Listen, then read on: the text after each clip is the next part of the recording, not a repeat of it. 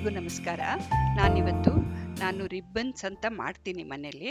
ಆ ಥರದ್ದು ಅದನ್ನು ತೋರಿಸ್ತಾ ಇದ್ದೀನಿ ಹೆಂಗೆ ಮಾಡೋದು ಅಂತ. ನಾನು 1 ಲೋಟ ಗೋಧಿ ಹಿಟ್ಟು, 1 ಲೋಟ ಮೈದಾ ಹಿಟ್ಟು ತೊಗೊಂಡಿದ್ದೀನಿ. ಬೇಕಾದರೆ ಬರೀ ಮೈದಾ ಹಿಟ್ಟಲ್ಲೂ ಮಾಡ್ಬೋದು, ಇಲ್ಲ ಬರೀ ಗೋಧಿ ಹಿಟ್ಟಲ್ಲೂ ಮಾಡ್ಬೋದು. ನಾನು ಮೈದಾ ಹಿಟ್ಟು ಹಾಕಿದ್ರೆ ಸ್ವಲ್ಪ ಟೇಸ್ಟ್ ಚೆನ್ನಾಗಿರುತ್ತೆ ಅಂತ 1 ಲೋಟ ಮೈದಾ ಹಿಟ್ಟು, 1 ಲೋಟ ಗೋಧಿ ಹಿಟ್ಟು ತೊಗೊಂಡಿದ್ದೀನಿ. ಮತ್ತು ನಾನು ಚಿಲ್ಲಿ ಫ್ಲೇಕ್ಸ್ ಅಂತ ಹೇಳಿ ಒಂದು ಅರ್ಧ ಸ್ಪೂನ್ ತೊಗೊಂಡಿದ್ದೀನಿ. ಒಂದು ಅರ್ಧ ಸ್ಪೂನ್ ಅಜ್ವೈನು, ಓಂಕಾಳು ಅಂತಾರಲ್ಲ, ಅದನ್ನು ತೊಗೊಂಡಿದ್ದೀನಿ. ಒಂದು ಅರ್ಧ ಸ್ಪೂನು ಎಳ್ಳನ್ನು ತೊಗೊಂಡಿದ್ದೀನಿ, ಬಿಳಿ ಎಳ್ಳು. ಉಪ್ಪು ರುಚಿಗೆ ತಕ್ಕಷ್ಟು. ಆಮೇಲೆ ಕಸೂರಿ ಮೇಥಿ 1 ಸ್ಪೂನಷ್ಟು ತೊಗೊಂಡಿದ್ದೀನಿ. ಆಮೇಲೆ ಒಂದು ಅರ್ಧ ಸ್ಪೂನಷ್ಟು ಮೆಣಸಿನ ಪುಡಿ ತೊಗೊಂಡಿದ್ದೀನಿ, ಚಿಲ್ಲಿ ಪೌಡರ್ನ. ನಿಮ್ಗೆ ಜಾಸ್ತಿ ಖಾರ ಬೇಕಂದರೆ ಜಾಸ್ತಿ ತೊಗೋಬೋದು. ಇದು ಬೇಕಾದ್ರೂ ಜೀರಿಗೆನೂ ಹಾಕ್ಕೋಬೋದು. ನಾನು ಜೀರಿಗೆ ಇಲ್ಲಿ ಯೂಸ್ ಮಾಡಿಲ್ಲ, ಬಟ್ ಎಳ್ಳು ಮತ್ತು ಓಂಕಾಳನ್ನು ಹಾಕಿದ್ದೀನಿ. ಈಗ ಇದನ್ನು ಗೋಧಿ ಹಿಟ್ಟು ಮತ್ತು ಮೈದಾ ಹಿಟ್ಟು ಎರಡನ್ನೂ ಮಿಕ್ಸ್ ಮಾಡಿಕೊಂಡು ಚೆನ್ನಾಗಿ ಕೈಯಲ್ಲಿ ಮಿಕ್ಸ್ ಮಾಡ್ಕೋಬೇಕು. ಅದನ್ನು ಎಲ್ಲ ನಾನು ಇಟ್ಟಿರೋ ಪದಾರ್ಥಗಳನ್ನೆಲ್ಲ ಅದಕ್ಕೆ ಹಾಕಿಬಿಟ್ಟು ಮಿಕ್ಸ್ ಮಾಡ್ಕೊಂಬಿಟ್ಟು, ಉಪ್ಪು ನಮಗೆ ರುಚಿಗೆ ಎಷ್ಟು ಬೇಕೋ ಅಷ್ಟನ್ನು ಹಾಕ್ಕೊಂಬಿಟ್ಟು, ಎಳ್ಳು ಮತ್ತು ಓಂಕಾಳು, ಮೆಂತೆ, ಕಸೂರಿ ಮೇಥಿ, ಒಣಗಿರೋ ಮೆಂತೆ ಸೊಪ್ಪು ಮತ್ತು ಉಪ್ಪು, ಮೆಣಸಿನ ಪುಡಿ ಎಲ್ಲ ಹಾಕಿಬಿಟ್ಟು ಕೈಯಲ್ಲಿ ಚೆನ್ನಾಗಿ ಮಿಕ್ಸ್ ಮಾಡ್ಕೋಬೇಕು. ಅದು ಎಲ್ಲ ಕಡೆಯಲ್ಲೂ ಹಿಟ್ಟಿನ ಎಲ್ಲ ಕಡೆಯಲ್ಲೂ ತಾಗಬೇಕು. ಆಮೇಲೆ ಇದಕ್ಕೆ ಮೂರು ದೊಡ್ಡ ಸ್ಪೂನಲ್ಲಿ 3 ಸ್ಪೂನಷ್ಟು ತುಪ್ಪನ ಸ್ವಲ್ಪ ಕರಗಿಸಿಟ್ಕೊಂಡ್ಬಿಟ್ಟು ಹಾಕ್ಕೋತಾ ಇದ್ದೀನಿ. ಬೇಕಾದ್ರೆ ನಮ್ಗೆ ಜಾಸ್ತಿನೂ ಹಾಕ್ಕೋಬೋದು, ಸ್ವಲ್ಪ ಕಮ್ಮಿನೂ ಮಾಡ್ಕೋಬೋದು, ಬೇಕಾದ್ರೆ ಎಣ್ಣೆ ಹಾಕ್ಕೋಬೋದು. ನಾನು ತುಪ್ಪನ ಕರಗಿಸ್ಬಿಟ್ಟು ಹಾಕಿದ್ದೀನಿ. ಇದನ್ನು ಚೆನ್ನಾಗಿ ಮಿಕ್ಸ್ ಮಾಡ್ಕೊಂಡ್ಬಿಟ್ಟು, ಎಲ್ಲ ತುಪ್ಪ ಎಲ್ಲದಕ್ಕೂ ತಾಗಬೇಕು, ಎಲ್ಲ ಹಿಟ್ಟಿಗೆಲ್ಲ ತಾಗಬೇಕು. ಆ ಥರ ಮಿಕ್ಸ್ ಮಾಡ್ಕೋಬೇಕು. ಅದು ಹೀಗೆ ಕೈಯಲ್ಲಿ ಹಿಡ್ಕೊಂಡ್ರೆ ಉಂಡೆ ಥರ ಕಟ್ಟದಂಗೆ ಬರಬೇಕು. ಆ ಥರ ಮಿಕ್ಸ್ ಮಾಡ್ಕೋಬೇಕು. ಅದನ್ನು ತೋರಿಸೋದು ನನಗೆ ಮಿಸ್ ಆಗೋಯ್ತು. ಅದು ಸ್ವಲ್ಪ ನೀರನ್ನು ಹಾಕ್ಕೊಂಡ್ಬಿಟ್ಟು ಕಲಸಿಟ್ಕೋಬೇಕು. ಸ್ವಲ್ಪ ನೀರು ಹಾಕ್ಕೋಬೇಕು. ಸಡನ್ನಾಗಿ ಜಾಸ್ತಿ ಹಾಕ್ಕೊಂಡ್ರೆ ತೆಳ್ಳಗೆ ಬಂದುಬಿಡುತ್ತೆ.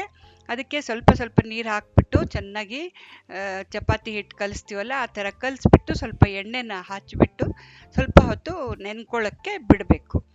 ಆಮೇಲೆ ನಮಗೆ ಅದನ್ನು ರೋಲ್ ಮಾಡಿಕೊಂಡು ಕಟ್ ಮಾಡಿಬಿಟ್ಟು, ಅಥವಾ ಅದನ್ನು ನಮಗೆ ಎಷ್ಟು ಹಿಟ್ಟು ಬೇಕೋ ಕೈಯಲ್ಲಿ ಅಷ್ಟನ್ನು ತಗೊಂಡು ದೊಡ್ಡ ಚಪಾತಿಗಳಾಗಿ ಲಟ್ಟಿಸ್ಕೋಬೇಕು. ಇದು ತುಂಬ ಸುಲಭ ಮಾಡೋದಕ್ಕೆ, ಮತ್ತು ತಿನ್ನೋದಕ್ಕೂ ಟೇಸ್ಟಿಯಾಗಿರುತ್ತೆ. ಮತ್ತು ನಾವು ತುಂಬ ದಿವಸ ಡಬ್ಬದಲ್ಲಿ ಹಾಕಿಬಿಟ್ಟು ಟೈಟ್ ಕಂಟೈನರಲ್ಲಿ ಹಾಕಿಬಿಟ್ಟು ಇಟ್ಕೊಂಡ್ರೆ ಇದು ತುಂಬ ದಿವಸದ ತನಕ ಉಳಿಯುತ್ತೆ. ಇದು ತುಂಬ ತೆಳ್ಳಗೂ ಇಲ್ಲ, ತುಂಬ ದಪ್ಪನೂ ಇಲ್ಲ, ಆ ಥರ ಲಟ್ಟಿಸ್ಕೊಂಡಿದ್ದೀನಿ. ಇದು ಕಟ್ ಮಾಡ್ಕೋಬೇಕು. ನಮಗೆ ಎಷ್ಟೆಷ್ಟು ಅಗಲ ಉದ್ದ ಬೇಕು ಅಷ್ಟು ನೋಡಿಕೊಂಡು ಕಟ್ ಮಾಡ್ಕೋಬೇಕು. ಇದು ಕಟ್ ಮಾಡಿದ್ದನ್ನು ಹಾಗೆ ಬೇಕಾದ್ರೆ ಉದ್ದಕ್ಕೆ ತೆಗೆದುಬಿಟ್ಟು ಕರ್ಕೋಬೋದು. ಇಲ್ಲಾಂದರೆ ನಾನು ಇದನ್ನು 2 ಭಾಗ ಕಟ್ ಮಾಡಿದ್ದೀನಿ. ಆ ಥರ ಕಟ್ ಮಾಡ್ಕೊಂಡಿದ್ದೀನಿ. ನೀವು ಬೇಕಾದ್ರೆ ಉದ್ದುದ್ದ ಬೇಕಂದರೆ, ರಿಬ್ಬನ್ ಥರ ಉದ್ದುದ್ದ ಬೇಕಂದರೆ ಉದ್ದುದ್ದ ಅದೇ ಥರ ತೆಗೆದುಬಿಟ್ಟು ಹಾಗೇ ಇದನ್ನು ಅಡ್ಡಕ್ಕೆ ಕಟ್ ಮಾಡ್ದೇನೆ ಹಾಗೇ ಮಾಡ್ಕೋಬೋದು. ಹಾಗೇ ತೆಗೆದು ಇಟ್ಕೊಂಡು ಕರ್ಕೋಬೋದು. ಈ ಥರ ಇವಾಗ ನೋಡಿ ಇದನ್ನೆಲ್ಲ ತೆಗೆದಿಟ್ಕೋತಾ ಇದ್ದೀನಿ. ಇದು ಈ ಥರ ಸ್ವಲ್ಪ ಚಿಕ್ಕದು ಮಾಡಿದರೆ ಜಾಸ್ತಿ ಬರುತ್ತೆ, ಅದಕ್ಕೋಸ್ಕರ ನಾನು ಚಿಕ್ಕದು ಮಾಡಿದ್ದೀನಿ. ಉದ್ದುದ್ದಕ್ಕೆ ಹಾಗೆ ಬಿಟ್ಕೊಂಡ್ರೆ ಸ್ವಲ್ಪ ಕಮ್ಮಿ ಆಗುತ್ತೆ ಅನ್ನೋಕ್ಕೋಸ್ಕರ ಉದ್ದುದ್ದಕ್ಕೆ ಅಷ್ಟೊಂದು ಬಿಟ್ಕೊಳ್ಳೋದಿಲ್ಲ ನಾನು. ಇದು ಇಷ್ಟು ಪೀಸಸ್ಗಳು ಸುಮಾರಷ್ಟು ಆಗಿದೆ ನಂದು. ಇದನ್ನೆಲ್ಲ ತೆಗೆದುಬಿಟ್ಟು ಇಟ್ಕೋಬೇಕು.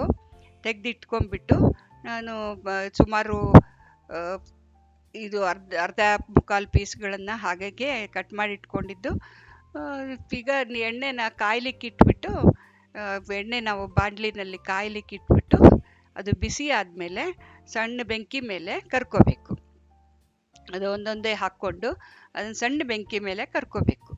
ಇದು ಒಂಥರ ಸಾಯಂಕಾಲದ ಕಾಫಿಗೆ, ಮಕ್ಕಳಿಗೆ ತಿನ್ನೋದಕ್ಕೂ ಚೆನ್ನಾಗಿರುತ್ತೆ. ಸಾಯಂಕಾಲದ ಕಾಫಿಗೆ ತಿನ್ನೋದು ಆ ಥರ ತಿನ್ಕೋಬೋದು. ಮಕ್ಕಳು ಇದನ್ನು ತುಂಬ ಇಷ್ಟಪಡ್ತಾರೆ. ಅದು ಸಣ್ಣ ಬೆಂಕಿ ಮೇಲೆ ಎಲ್ಲ ಅಷ್ಟು ಹಾಕಿಬಿಟ್ಟು ಸಣ್ಣ ಬೆಂಕಿ ಮೇಲೆ ಕೆಂಪದಾಗಿ ಕರ್ಕೋಬೇಕು.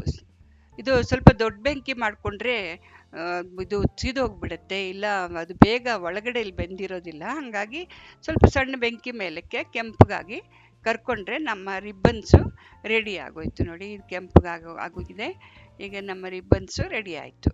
ಇದಕ್ಕೆ ನಮ್ಗೆ ಇನ್ನೇನು ಪದಾರ್ಥಗಳು ಬೇಕು, ಜೀರಿಗೆ ಬೇಕಾದ್ರೆ ಜೀರಿಗೆ ಸೇರಿಸ್ಕೋಬೋದು, ಇಂಗು ಬೇಕಾದ್ರೆ ಇಂಗು ಸೇರಿಸ್ಕೋಬೋದು, ಏನು ಬೇಕೋ ಕರಿಬೇವಿನ ಸೊಪ್ಪು ಬೇಕಾದ್ರೆ ಸಣ್ಣಗೆ ಹೆಚ್ಚಿಬಿಟ್ಟು ಕರಿಬೇವಿನ ಸೊಪ್ಪನ್ನು ಬೇಕಾದ್ರೆ ಸೇರಿಸ್ಕೋಬೋದು.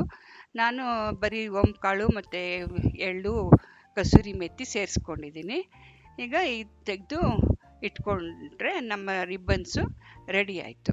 ನನ್ನ ಚಾನಲ್ಗೆ ದಯವಿಟ್ಟು ಸಬ್ಸ್ಕ್ರೈಬ್ ಮಾಡಿ, ಶೇರ್ ಮಾಡಿ. ನಿಮ್ಗೇನಾದರೂ ಕಮೆಂಟ್ಸ್ ಇದ್ದರೆ ನೀವು ಹೇಗೆ ಮಾಡ್ತೀರಾ ಅಂತ ಹೇಳಿ ಕಮೆಂಟ್ಸನ್ನು ಹಾಕಿ, ನಾನು ತಿಳ್ಕೊಬೋದು ನಿಮ್ಮಿಂದ.